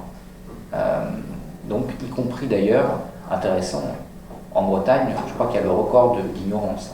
Enfin, j'ai rien contre Richard Gérard. Je vais proposer plusieurs débats via la Fondation Jean Jaurès, via France 3 Bretagne, via Public Sénat. Jusqu'à présent, il n'a rien accepté. Donc, peut-être, voilà, finira-t-il par accepter, parce qu'il m'a pondu un communiqué de presse en disant « Je ne suis pas antisémite ». Je n'ai pas dit « Monsieur le Président, vous étiez antisémite ». J'ai dit « Vous aviez repris l'hymne de quelqu'un qui, très clairement, est antisémite ». Je vous renvoie aux citations dans le livre. Si jamais François Jaffroni n'était pas antisémite, je ne sais pas ce que le mot antisémite veut dire. Donc, voilà, il y a quand même un certain nombre de sujets. Donc, oui, et en même temps, ça a des limites. En fait, ces identités, pourquoi elles pointent? On n'est pas, en règle générale, face à des gens qui sont originaires d'un territoire et qui ont grandi dans ce territoire et qui tout d'un coup auraient peur de le perdre. On a plutôt affaire à quelque chose qui relève d'une forme ricorienne, d'identité narrative ou baumanienne, d'identité liquide. C'est-à-dire, je cherche mon identité. Je suis un urbain en quête d'identité, dans une société atomisée, je cherche mon identité. Et je vais reconstruire cette identité de bric et de broc, et tout d'un coup, je trouve quelque chose. Parler de l'affaiblissement, entre guillemets, de la France dans le paysage économique, l'affaiblissement également d'une forme d'identité nationale, d'identité républicaine. En fait, si je suis un jeune à Rennes, que je suis en recherche d'une cause, dans une approche un peu nihiliste d'une certaine façon. Ce que montre bien notamment Fourquet sur la Corse, si je suis originaire d'immigration, je vais aller idéaliser le pays des ancêtres. Et donc je vais avoir une approche communautariste, etc. Si je ne suis pas originaire d'immigration, si j'appartiens à une confession et que je peux éventuellement rentrer dedans, etc., je vais peut-être le faire. Mais là, j'ai un logiciel extrêmement efficace. On me dit, tu es breton. Et là, j'ai un rôle. Et on me dit en plus, la France, ce pays qui a commis tant de crimes, et on me dit, mais attends, toi aussi tu es une victime de l'histoire. Tu l'ignores, mais tu es une victime. Le pays, là, le drapeau tricolore, c'est le drapeau d'un État ethnocide, Dixit, qui a détruit ta langue, ton pays, etc. Prends ce logiciel. Et si tu prends ce logiciel, tu vas être valorisé parce que la collectivité n'aime que ça. Et de l'autre côté, tu vas trouver une identité dans laquelle t'épanouir. C'est extrêmement porteur. Et c'est comme ça que ça fonctionne. Donc en effet, le sentiment de déclassement, la fragilisation de l'unité, produit ça. C'est pas quelque chose de préexistant qui tout d'un coup se réveille, c'est quelque chose de construit qui est lié à un phénomène d'atomisation contemporain. C'est une forme d'identitarisme postmoderne qui n'a pas grand-chose à voir avec le vieillolisme du village, etc., où on parle breton et où tout d'un coup, quand il y a quelqu'un qui arrive et qui supprime le breton et met le français, on se révolte. C'est pas du tout ça. Je digresse, c'est mon côté aussi universitaire, je suis désolé. Non, pas du tout. Mais alors justement, on va avoir sans doute un grand succès de ces mouvements identitaires, puisque la France étant toujours bougé énormément, mais là, on assiste à des phénomènes de déplacement de population. Pensons au livre de Pierre Vermeuren sur la métropolisation. La France a considérablement changé parce qu'il y a ces 8 grosses métropoles, qu'il y a des régions qui sont devenues très désertiques, qu'il y a un grand déplacement vers les rivages, comme le dit Guilluy. Donc tout bouge. À Bordeaux, on parle, l'accent parisien fait prime sur ce qui restait d'accent bordelais. Donc ça devrait susciter ces identités narratives de raccro, un peu pathétiques. Je dis pas plus. Oui, c'est-à-dire qu'en effet, là-dessus, on peut s'attendre. En tout cas, on a des signes qui sont des signes évidents que ça croît. Et alors la Corse qui faisait la région d'Europe pour laquelle on vote le plus pour ces partis, mais la Corse c'est encore singulier, mais je citais les sondages sur la Bretagne. En Bretagne, vous avez un dynamisme identitaire de ces mouvements lié en grande partie à ça, les grandes métropoles, une forme d'anomie sociale qui fait que c'est un logiciel très porteur. En Alsace, on trouve ça également. Et vous avez, entre guillemets, tout un réseau militant qui est financé à porter ça. Parce qu'en fait, c'est un système qui s'auto-entretient.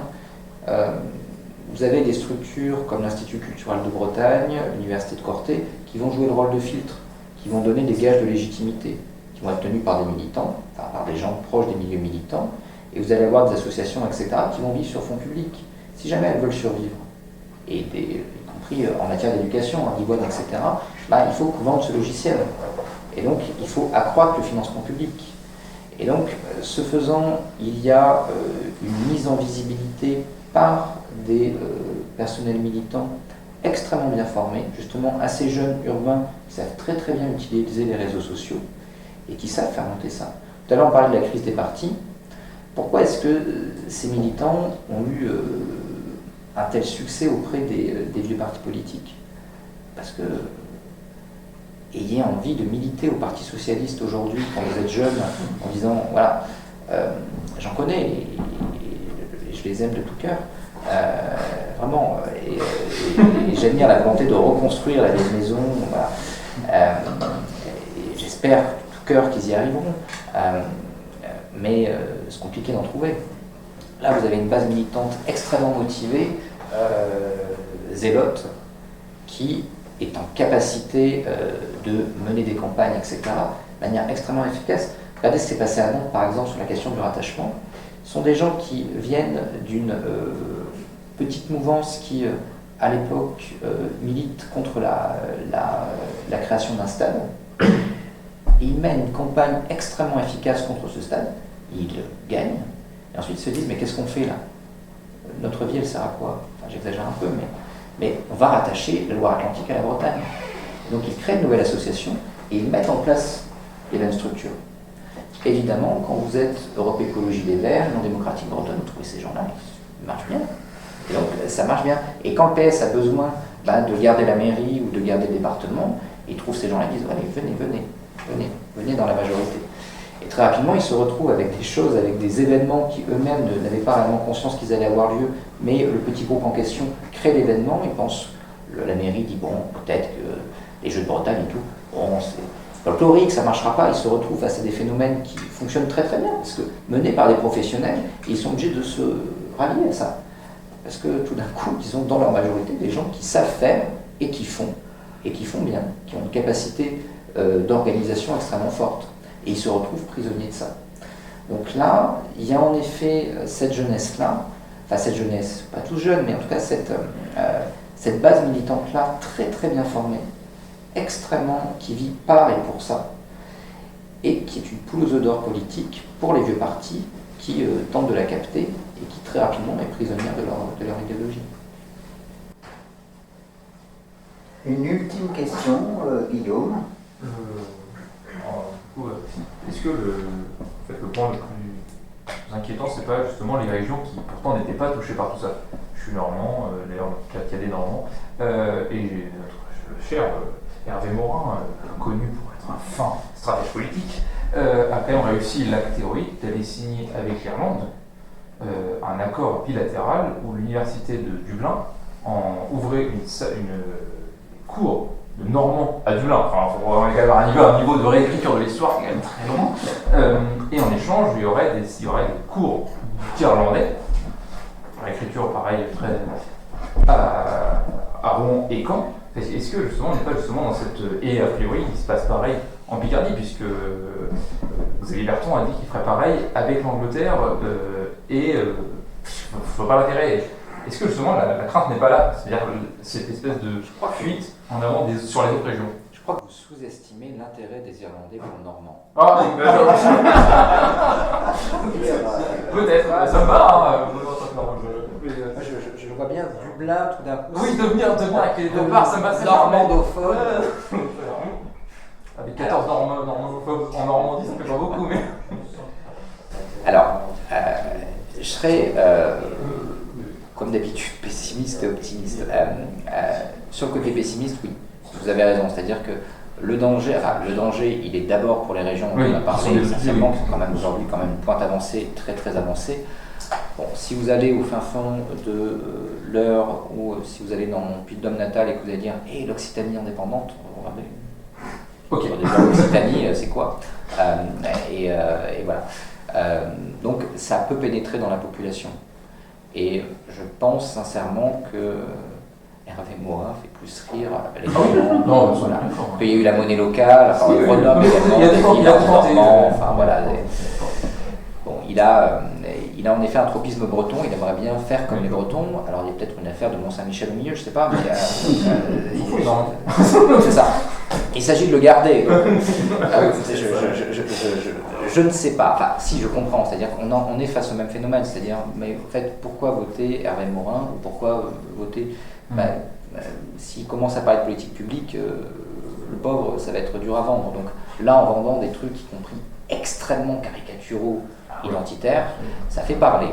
Ça peut faire rire, mais dans les quelques normandophiles, normandomanes qui tout d'un coup vont vivre par, pour et grâce à la Normandie, là, ça va pouvoir jouer.